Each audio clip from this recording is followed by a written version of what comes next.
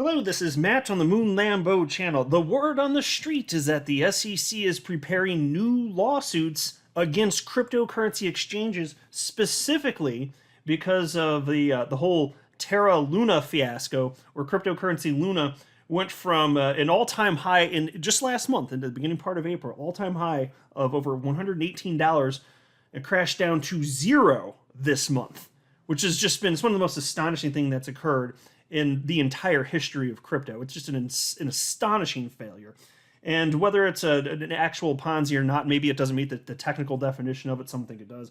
But even if it doesn't, I mean, it's up there in terms of failure with like BitConnect, which is one of the largest cryptocurrencies on the planet just a little over several years ago. So even if it's not the same scammy type of thing, and some think it is, but even if it's not, it's that big of a crash. It's a big deal. And so looks like the SEC, if this is true, the SEC is prepared to sue more entities, cryptocurrency exchanges. And now, look, I think cryptocurrency exchanges were going to get sued anyway, even if it weren't under the veil of this.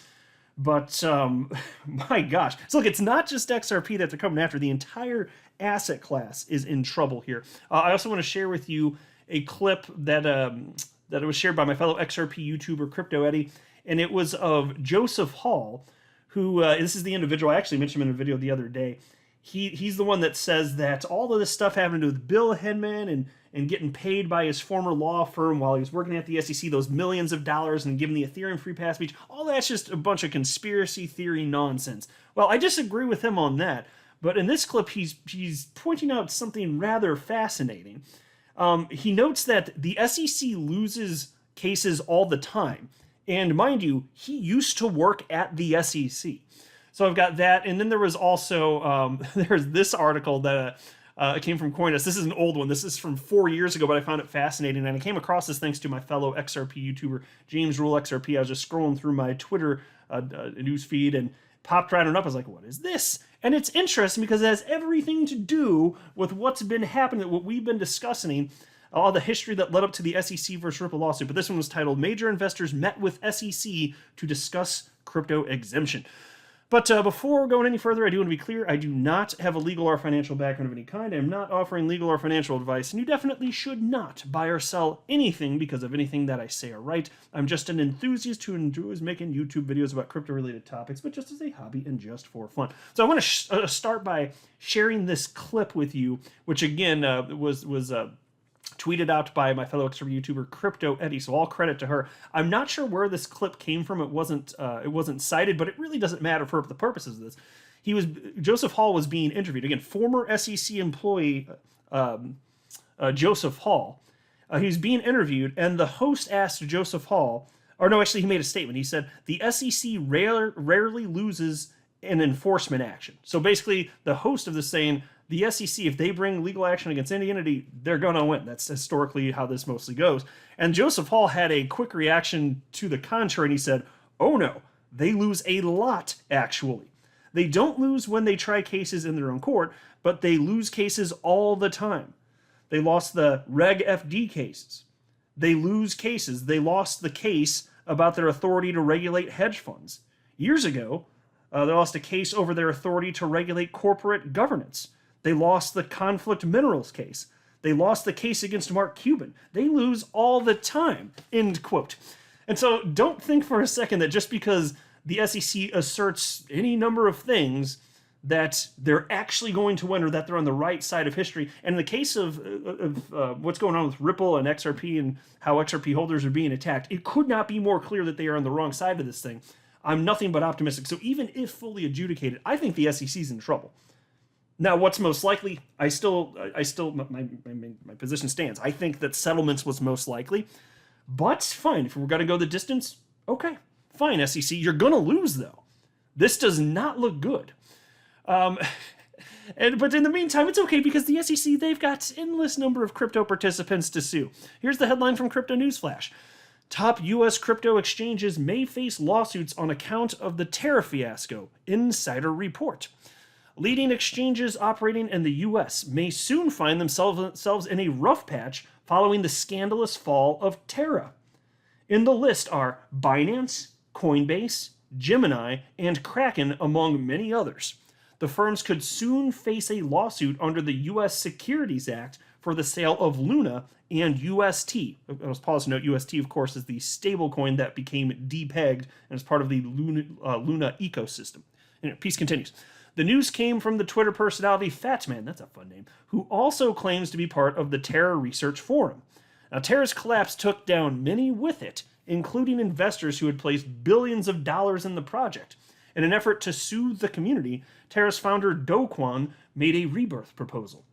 Having passed through, Terra is now set to launch a new separate blockchain, Terra 2.0, without the UST stablecoin. So, a couple of things here. First of all, attorney John Deaton, he made a prediction, and I think, if I'm not mistaken, he predicted it for this calendar year, that cryptocurrency exchanges would be sued by the SEC. I apologize if I'm off on the timeline, but he did make that prediction, and I'm pretty sure he said this year at some point.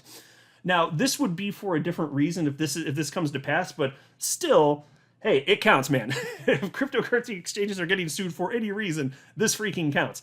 And in fact, if anything, if this is the reason, it doesn't mean that they weren't going to get sued anyway for another purported reason. So either way, it most certainly counts. But look at this tweet from Mark Davis on Twitter here with 998,000 followers. He pointed out what seems obviously ridiculous to me. He said, Do Kwon lost $60 billion worth of investor money. Afterwards, he made Luna 2.0, and people are buying it. I mean, if people want to gamble, okay. I don't know, man. I'm not exactly particularly trusting this individual here. And it's not literally that $60 billion were lost because, just like prices can get bid up quickly with little money, they go down quickly as well. So there was like a $60 billion market cap, but that doesn't mean there was $60 billion in that. Way less than $60 billion exited the space. But still, his point's not exactly lost on me. Piece continues though. Still, some members of the Terra community have criticized the decision to cut off UST. Uncertainty also surrounds the decision to burn 1 billion tokens. Many have questioned if it will do any good to prices of Luna and UST, and as of this writing, the two cryptocurrencies continue to trade below $1. Yeah, so as far as them cutting off the stablecoin, well, that's what caused Luna to enter a death spiral. But it's also the only purpose, as I understand it anyway. I don't pretend to be an expert on Luna. I never owned it. But my understanding is that that was its use case. It's a stablecoin that was backed by a highly volatile cryptocurrency called Luna, which ultimately resulted in people losing confidence and death spiral. So if the stablecoin is no longer the utility, I don't know exactly what the point is. But again, I don't pretend to be an expert. I just find it all fascinating that this guy, after creating a coin which had a $60 billion market cap and it went to zero, now he's going to launch something new and people are ready to throw money into it. I just find that to be astonishing, frankly. It is what it is. But here's the tweet from Fatman who's breaking this story. It reads as follows. I have received word from a verified source at a top law firm in the United States that class actions are being prepared against Binance, Gemini, Kraken, and Coinbase under the Securities Act for the sale of UST and Luna to U.S. customers. They are looking to file within 10 weeks. So, folks, if this is true, we're going to know sooner than later. This is just from a few days ago when he tweeted this out. So we're going to know at some point this summer if this comes to pass here. But either way, regulation's coming, and somebody's going to suffer this. Like, there's got to be, if not Do Kwon, there's got to be some sort of scapegoat. And if it's going to be exchanges, I mean, fine. SEC, I won't be surprised to see them coming. Another shout out here to James Rule XRP for sharing this piece just from April 19th, 2018. I just want to share a little bit of this because it has everything to do with what we've been researching and leading up to the SEC versus Ripple case. And it was just kind of interesting that this was being discussed back then. And it just seemed somewhat insignificant back then, right? Much more consequential now when you think about what it means in terms of shaping the adoption of cryptocurrencies in the United States and determining what regulatory body should have power over the entire asset class. But this again was titled Major Investors Met with SEC to Discuss Crypto Exemption. Major crypto industry investors Andreessen Horowitz and Union Square Ventures reportedly held a private meeting with U.S. Securities and Exchange Commission officials to discuss the exemption of blockchain-based tokens from the agency's oversight.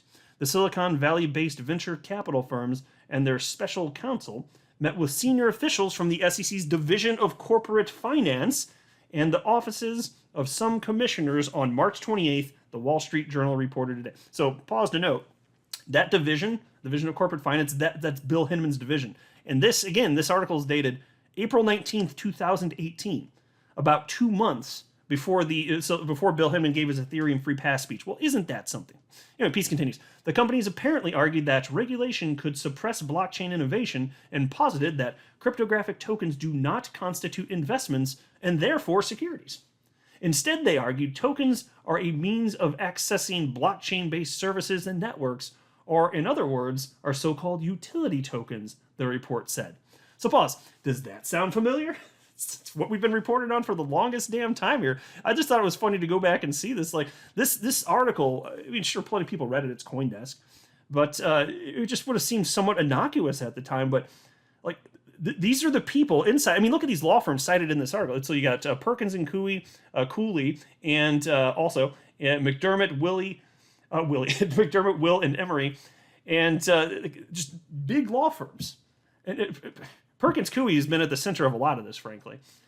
And it's highly consequential now, but to see, like, the word was out there publicly, even several years ago, it was known that that these players, and I've been talking about this for over a year now, they were trying to get their sweetheart deal.